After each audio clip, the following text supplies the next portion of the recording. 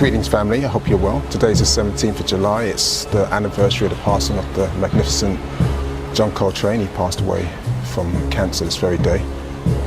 But what did we learn last week? I think I'm going to phrase this in the terms of the good, the bad and the ugly. So I'll start with the good. Grenfell family, you're amazing.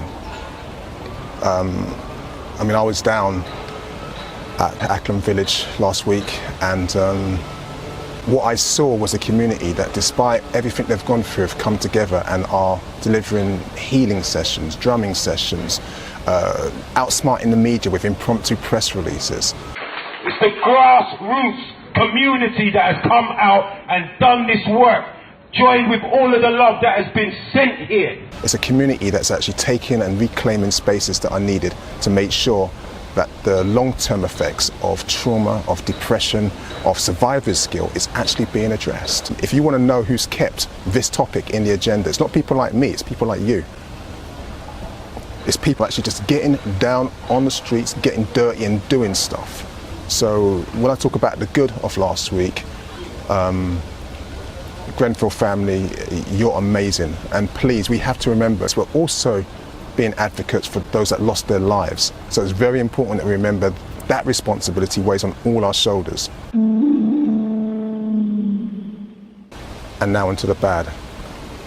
It's important that we respect and honour those people of the London Fire Brigade Service who risked their lives to help so many people survive. They were fantastic.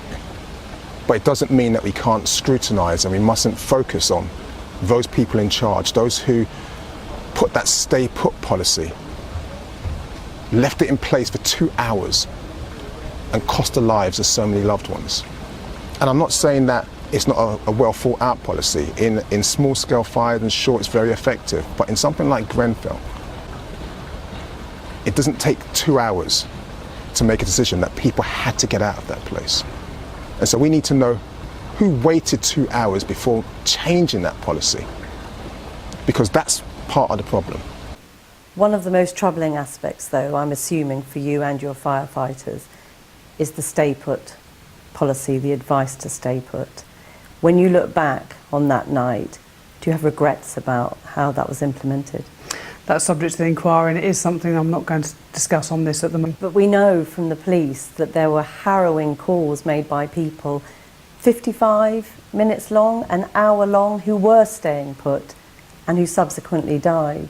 What I can say very early on is that people were reporting smoke in the communal parts of the building, and that's not how a building normally behaves in fire.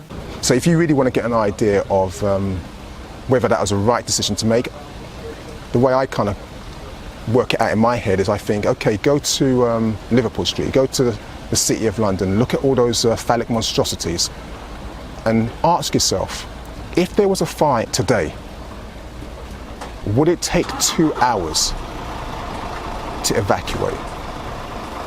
I saw a Channel 4 News interview, and one of the heads of the London Fire Brigade Service was saying that there was no equipment on earth that could have saved or provided a better outcome for those people in Grenfell. And that's a lie. I generally don't think anything available to us as firefighters in the world, anywhere in the world, would particularly have made a difference. You know, we do need to look at it as part of the inquiry. People are coming up with all different kinds of suggestions, and there's all sorts of experts around. I think people need to let the inquiry play out. I'll say that again. That is an absolute total lie, because when you got that aerial platform from Surrey, that helped. But if you was equipped with equipment such as that and other ones, then that building would have been evacuated. It would have been dealt with, and we wouldn't have lost so many people.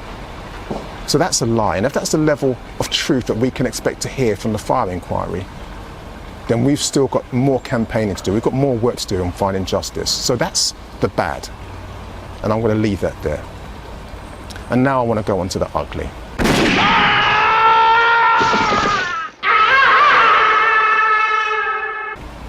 Last week was the 4-week anniversary of the Grenfell massacre, and Channel 4, BBC One, Radio 4, all these different channels, newspapers, they tried.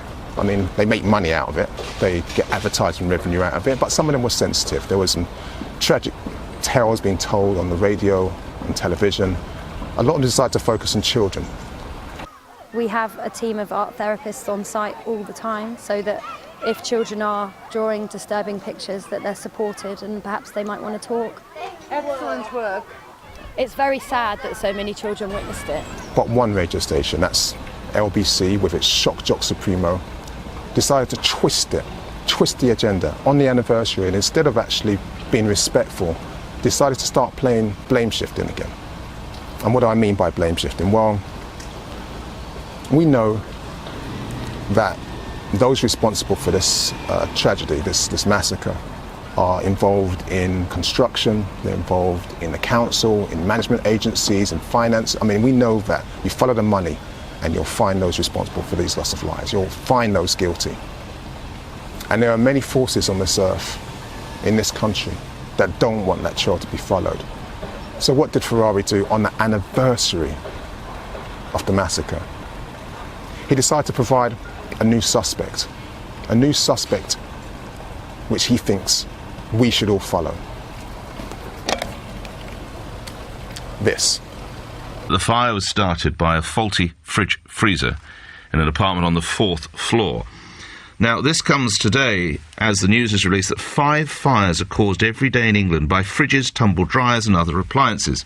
In some instances, is this a fault of overloading? You know how you go to some folks' homes and they've got, what do you call those things? Adapters. In fairness to the manufacturers, it might not actually be the machine, it's the way it's wired in or the way it's powered? Absolutely, it could be misuse. As you say, it could be people overloading sockets or even just putting too much into the machines, like if you're looking at a tumble dryer, overloading that. So, I mean, if you have RCD protection in your house... And what does RCD mean? That's a residual current device, which you can actually have in the fuse box. So if there is a fire, that will actually cut the power off. But you could go to a store and buy yourself one of these testers, I understand, couldn't you? So you could actually effectively go around and check your kids' lamps, your television, your computer and everything to make sure they're all okay. Nick Ferrari decided to blame a power block, an RCD, fuse breakers, the overloading of kitchen appliances for causing the fire and causing those deaths. He went even further than that, which was, in my mind, he did something that was utterly reprehensible.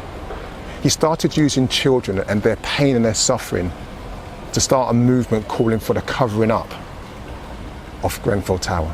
OK, now, among the many victims of Grenfell Tower, we have to remember, of course, hundreds of children who've been affected. Many lost their lives or lost loved ones. Others were hurt, had to run from their homes in the middle of the night, or just witnessed the fire at the time or have witnessed it since. Martin says, is there a reason why Grenfell Tower cannot be scaffolded and wrapped in a scaffold net? It's a scene of a crime, a disaster, of course, and covering the area will be a positive move. His argument is that by the children seeing the tower every single day, they're reliving the trauma. So why don't we put a sheet over it? Why don't we cover it up? And he really means cover it up. Out of sight, out of mind. That's the ugly. And he is the face of the ugly in this country. Those that don't want us to get justice, those that don't want to know the truth. So I'm going to leave this here and say have a blessed day. May the ancestors continue to guide and protect us. Ashe.